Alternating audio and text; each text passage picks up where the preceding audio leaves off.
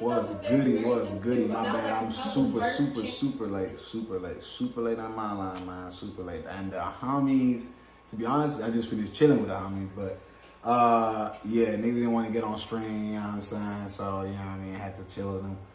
Nah, you just chilling with me, you know what I'm talking about? I'm gonna change the name of this joint, but yeah, man, you know what I mean? We chilling tonight, man, you know what I'm talking about? Whoever's up tonight, you know what I'm saying? We in this motherfucker, we about to be smoking on the good Chiba. You can already tell my ass is litty. Been on that good Chiba already, you know what I'm saying? Been chilling, you know, with how everybody night going. It is, shit, it's just past 11 o'clock. The night's still young. Y'all ain't even asleep. Ain't nobody even done that. I gotta change the light. The light got to get to that red light. What that down there? Oh yeah. You all can't really even see it that much, but yeah, the light changed though.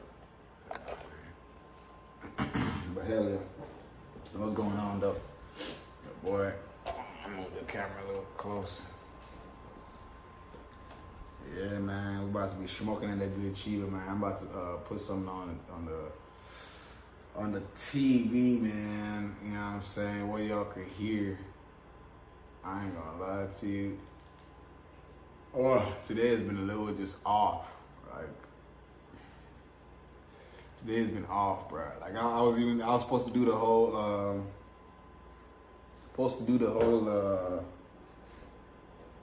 what they call it? I was shooting the thing too. I was shooting the, what they call that joint? I was shooting the, bloody hell.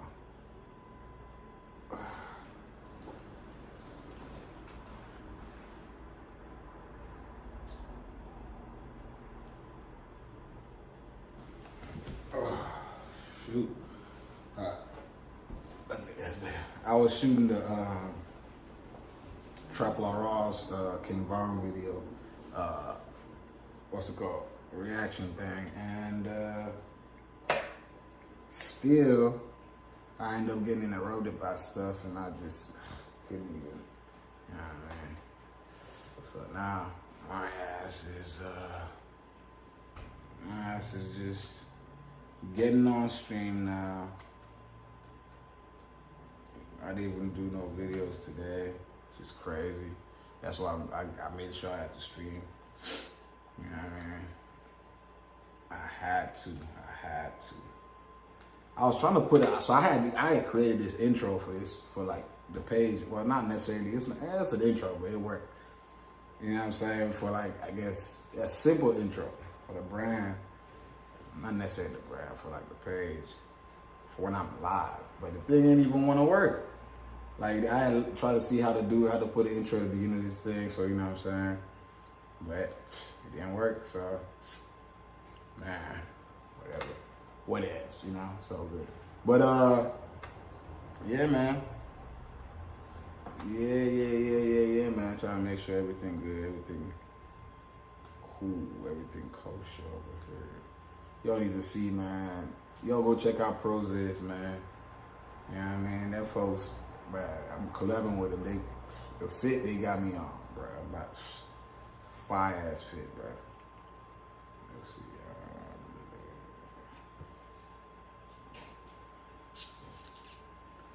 I don't forgot what the heck, bro. I've been smoking, bro. But that's not why I forgot. I forgot because I did not.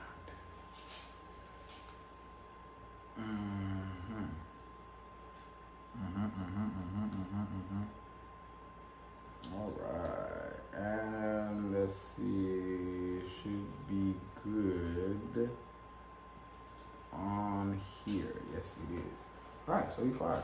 All right, so let's go ahead and see what's happening, or let's listen in on what's happening.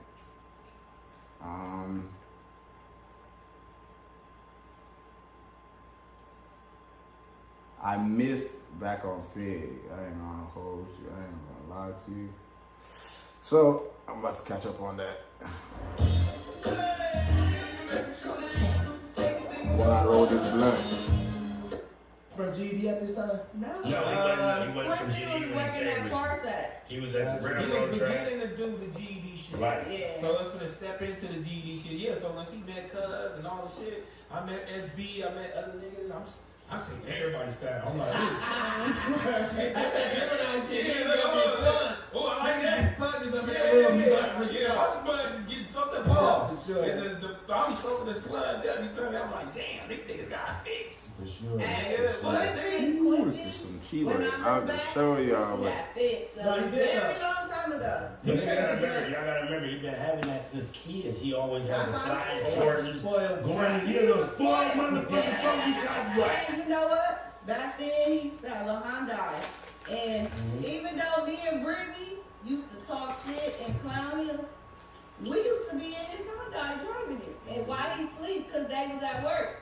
And he have all his clothes in the back. damn, we're talking about schoolboy too. That's That's crazy. Oh, I'm my gonna God. kill him in the morning. You guys see that nigga had this shit like that in the bed. He had the Hyundai. It's crazy how, you know, some people famous to some people, some people just famous. She had the bug like that, doing it on the block, getting hot.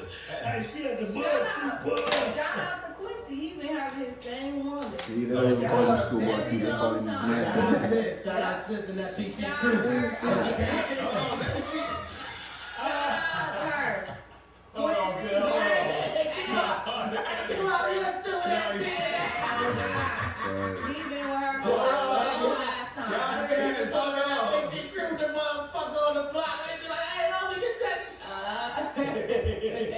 No, we used to hotbox that motherfucker. Right Please there, stop, boy. We I love stop. that nigga. Q, though, that's the joke we beginning with, because we was all pushing back then, though, you feel what I'm saying? So niggas had that PT thing. And that nigga had no brakes in that. This shit was the funniest shit on earth. He didn't have no brakes in his Hyundai, cuz I see my homie, right? He coming down the street, he can't brake. He gotta use the emergency brake. Damn. So he drive that motherfucker, right? He finna hit the corner. He pull that motherfucker.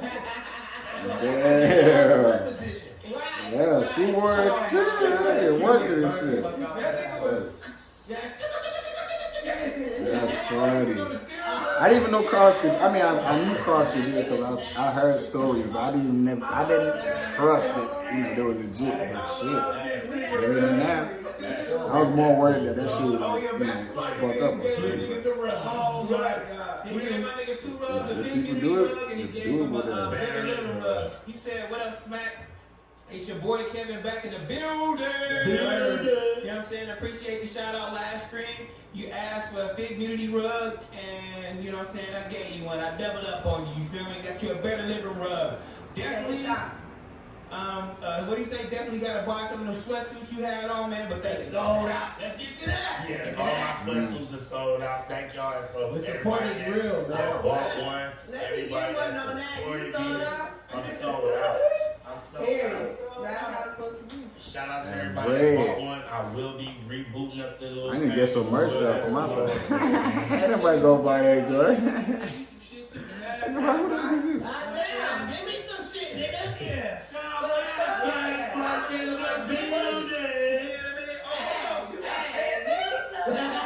This motherfucker 6 times This nigga got fan mail, homie. Right. So this nigga, Hey. who the fuck? That jacket nice as fuck. Yeah, that shit is. Oh yeah, the gang is. Shout out to homie. Oh. I know it. Shut the back of that That's motherfucker, sis. our Shut the homie. back of that motherfucker, sis. That's right in the building. Yeah, shout out to the gang here. That look nice. Fast life, you Hey, fast life, I need one. Let's get to that. Yeah, that shit hard. That's also hard. the nice and saucy. Okay. I'm gonna show you what I'm What's looking up, at. Back on Fig? Congratulations After I'm on done the with this progress. blunt. The podcast y'all are doing is great. I'm a big fan, man. Back I'm on Fig done. is one of the Ha, ha. sickest jacket I made. Ah, The let's brand flip is this called bit. Fast Life. Located in Washington, D.C. If Smack and Heather are interested, we Smack is. You know what I'm saying? I'll get y'all some clothes, man. Don't worry about methods. Shout out to the Fire. brand, man. They rather do too much. That's it. At fast _ L.I.F.E _ So that's fast life. You know what I'm saying? Go find that shit. You know what I'm saying? Fast life. But y'all are a big inspiration, man. Y'all keep going, man. Thank you, brother. Yeah, That that's motherfucker dope. Nah, It's sausage in the motherfucker. It's basically for all of us. So we Yeah, gonna she swear today. I mean, you know what I'm saying? When y'all was younger, did y'all borrow each other clothes? You know I did, bro. You low budget. Thank you, Oh, sir. You know I swear I my brother, we used to have hand-me-downs and shit though. Like my cousin played on the Parkers and shit. Yeah. So this nigga used to have like. Your cousin played on a Parker. Listen to Yeah. that. Alright, this is a good position right there for this. Yeah. So this nigga used to give me all his wardrobe from up there and shit. Shout out Country's Mind though. I just seen her in one of these shows recently. Damn, hold on, Captain's Vine. Okay, so That's her name. okay, so your brother used to, you know You what know I'm my saying? cousin. Your cousin. He used to Yeah. play on the Parkers, Yeah. and then you used to steal cut clothes. No, I used to bring it through, man. He used to bring it through. You know how that shit goes. You know Yeah. what I'm saying? The old school shit. I will. Jabot and Nietzsche. Yeah. Miyoshi. When I was younger, I was doing it. Shout out to Sean. You feel me? He was my ace. You know what I'm saying? BD. Man, me and that nigga had all the clothes, all the shoes, and we wore the same size. So we get to share. And he went to Manual. You feel me? And then I went to LA High and Fremont and all the other schools. You feel me? I got kicked out of. I'm retarded. A lot of school. But I still was icy. Me and this nigga together was just too cold. So man, shout out to that nigga because I used to wear all his clothes. Bro, what Oh, the shout out to my nigga JB too. Yeah. JB. Oh, God. I used to wear all his clothes, man. I was walking to school with JB since 69th Street. 69th Street. Where school. he at? I'm You know what I'm saying? fucking He's still around. He doing his thing. You know what I'm saying? Yo. Glorious, man. You know what I'm saying? Yeah, Don't go yeah, back. You hear me? Amen. Don't worry about it. But yeah. So, this is like, so can I ask you a question then? I'm also doing laundry So, right is now. you like being lusty and other niggas shit or Oh.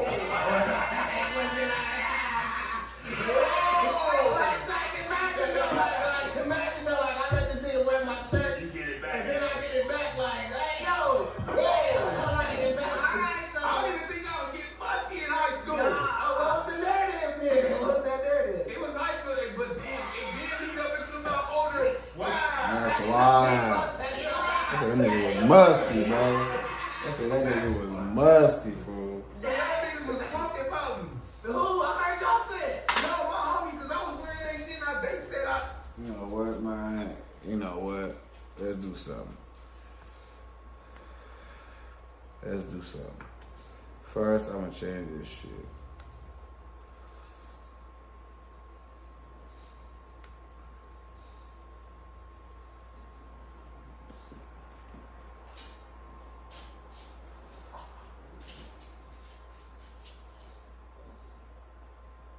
Let's go ahead and do what I said I was gonna do and do the King Von video reaction.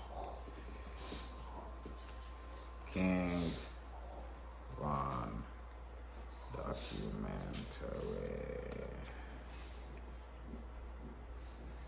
I'm gonna start it again. I've seen the whole thing. I'm gonna start it again, and this time because I already kind of, you know what I'm saying.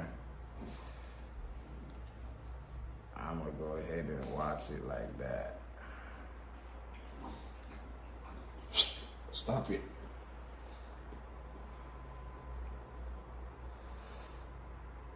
All right.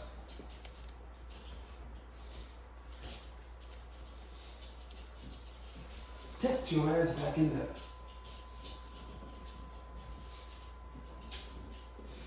He's dope, man. All right. Let's get to that. Let's get to that. You know what I'm talking about? Let's go ahead and switch that over even on that.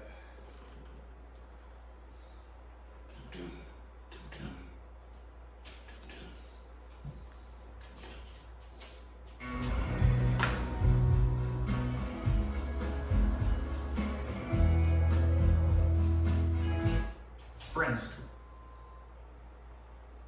Warning, this video can... Ha. It's about to go down. It's about to go down. Let's go ahead and do what I need to do, you know what I mean? Change this right, huh? You know what I mean? Yeah.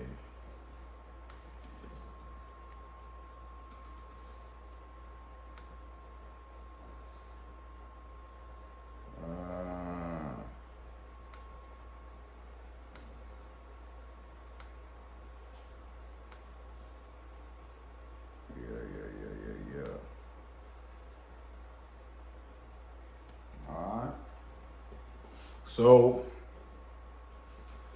we reacted. Oof, my voice. So we finally reacting to King Von documentary by Traplo Ross. Let's go ahead and check that joint out.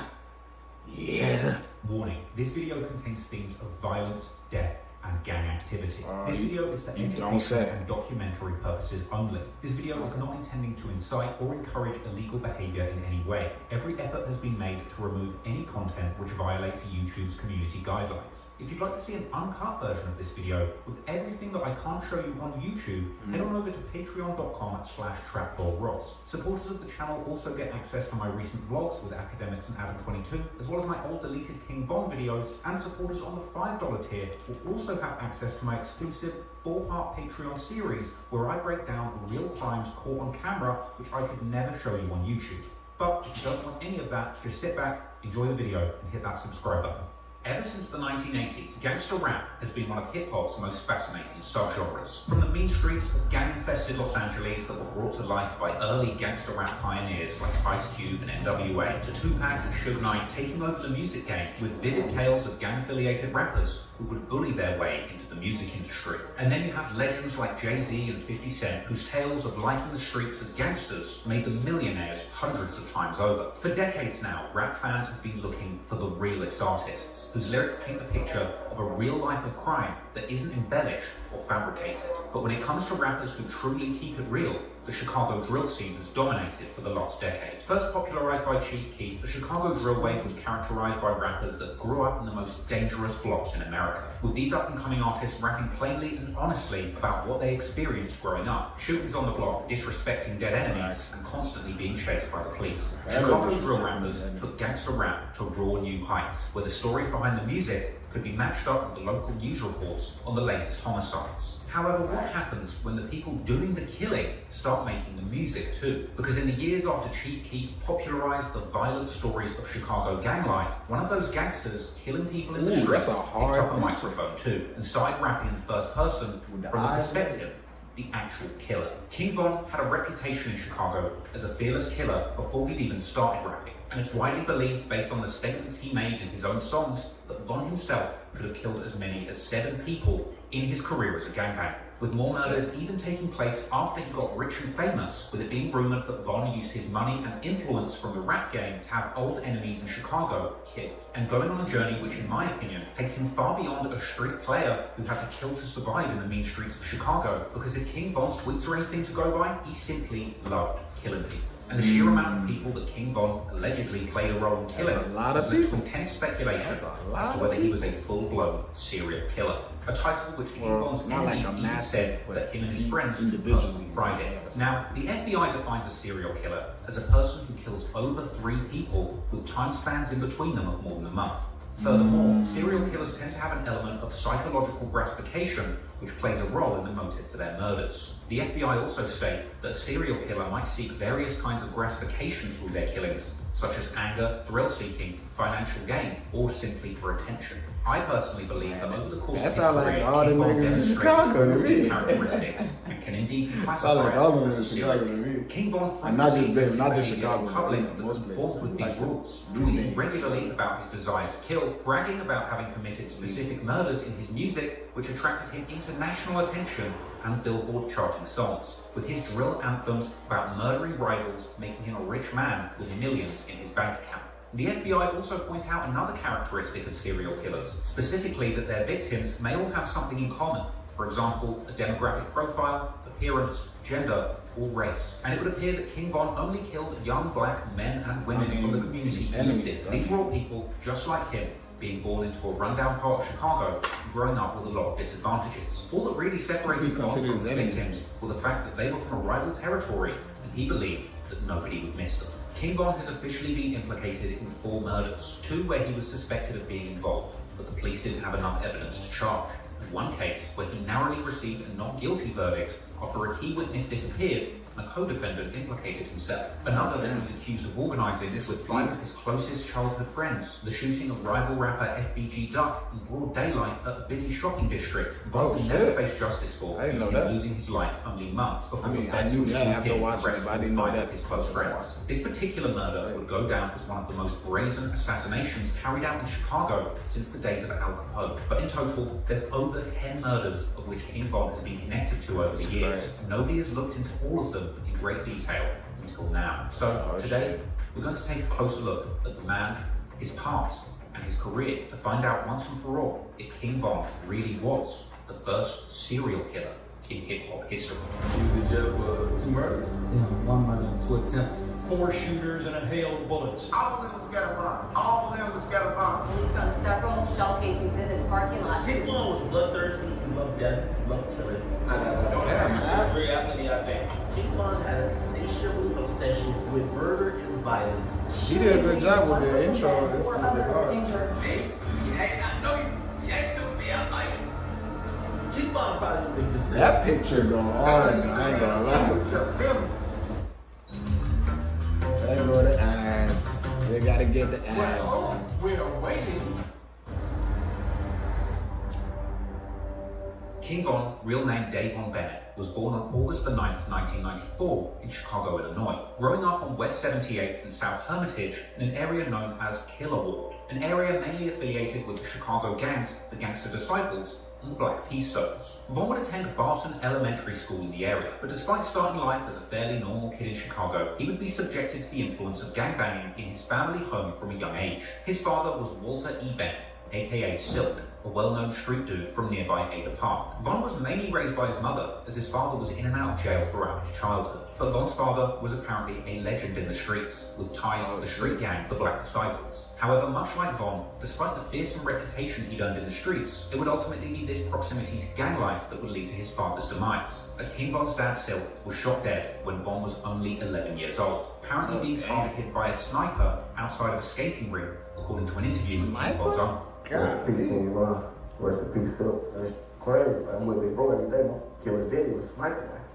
This is deep. back in the day, them folks had sniper rifles and shit. Sniper. That's crazy. Yeah, that's crazy, but you know, that's another story. It seems clear that King Von's father Silk was remembered as a legend of the block. However, coping with the loss of his father at such a young age clearly had a negative effect on the mindset of a young King Von. He would tweet and rap in freestyles years later that he simply couldn't sleep after his father's death. They killed my daddy, I couldn't even go to sleep. And throughout his teenage years, he would post RIP tributes to his father on Twitter to commemorate his birthdays. Naturally, Von would follow in his father's footsteps, getting involved in local gang politics at a young age, with Von actually telling 16 shot visuals in his very first interview that he got involved in the streets in 4th grade, eventually getting his hands on guns by the time he got to high school. He was a total pipe in 4th grade, like when you started. I got videos on the scene. I wasn't that hack, but it ain't good. I just been, you know, in the streets or something. I was right there outside. Right. With the little boys that like seeing each other, just being outside all day, just doing bits.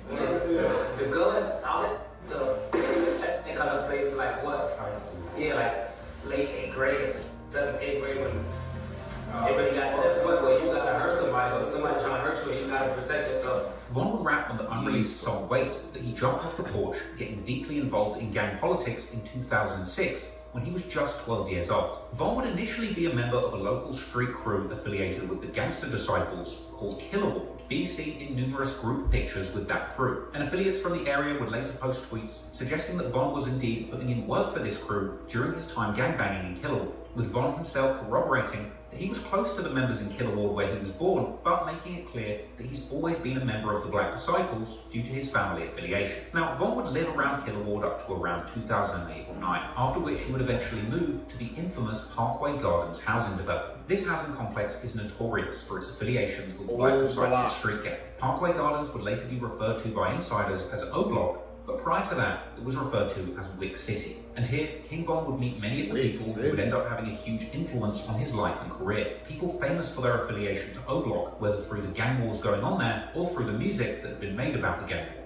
People like Boss Top, Chief Keef, T-Roy, White, Duke, BJ, Big A, Trey 5, Sherroid, J Money, Platoon, and countless other people that played a big role in Von's life growing up. Von would also attend a new school in the area, the Hyde Park Academy, where he would attend with people from other rival territories with affiliations to the gangster disciples. People like FBG Duck, who would even claim in a Twitter exchange in 2014 to have plotted to beat King Von up in the school bus, and people like Lil Mark, who Von would even be seen in throwback pictures with before their feud escalated into something deadly. Von and his friends started out their gangbanging careers with fistfights with the opposite school, schoolyard scuffles that would unfortunately escalate over the coming years, developing into full-blown gang war with firearms involved. Over time, a teenage Von would begin getting more and more involved in Chicago's street gang conflicts, apparently bringing guns to school as young as age 13. Chop Squad went to school with both Von and G Herbo would claim that Von would even show off guns in class, with it apparently being Von himself who started the trend of teenage gangbangers in their school bringing guns to class. Von was the type of person that bring a pole to school at 13, bro. Like, that's what me and Herb was talking about. He was like, Herb, like, he knew it was real when Von walked up to him in school, he was like, he had flashed the pole or something. He was like, Herb knew every day from there it was up. He was like, oh, we bring guns to school? You know what I'm saying? Like, oh, it's on now. He's like, every day from there, everybody brought guns to school. And he's like, Von was the one to start that off. In fact, G Herbo would even later rap about this on a collaboration with Von called FaceTime, saying that Von showed him a revolver in freshman orientation, an experience which led G Herbo to begin bringing guns to school himself too. Now, King Von was apparently out of control as a youngster. One story, Von actually did a shooting on prom night whilst wearing his suit, after literally tweeting out that somebody better not try him in his suit. So naturally, you can imagine, Von ended up spending a significant amount of time in trouble with the law as a teenager, with large patches of his most formative years spent inside jail cells. Von went to jail for the first time around August 2010 at age 16 for armed robbery, apparently robbing someone for their car at gunpoint. Something that he would actually later refer to on his song Armed and Dangerous, saying that he was arrested on August 11th, 2 days after his 17th birthday, when he was offered 21 to 45 years in a plea deal. Von would end up spending time in boot camp, an intense military-style juvenile program, ultimately rewarding him with early release. But soon after that initial charge, Von would catch another in January 2011, ultimately spending 15 months behind bars as a juvenile, being locked up between December 2010 and March 2012. And during this time of incarceration, Von's best friend T-Roy would tweet calling for his release. Eventually, in March 2012, Von would be a free man once again, but he was only free for a matter of months, from March to November 2012. But during this time, Von would undergo a transformation, going from a gun-toting stick-up kid to a full-fledged killer after witnessing the death of one of his close friends, which, as he put it, turned him into a demon. Oh, shit. There you go, of course, that shit would tell anybody to do. Shit would tell anybody to do.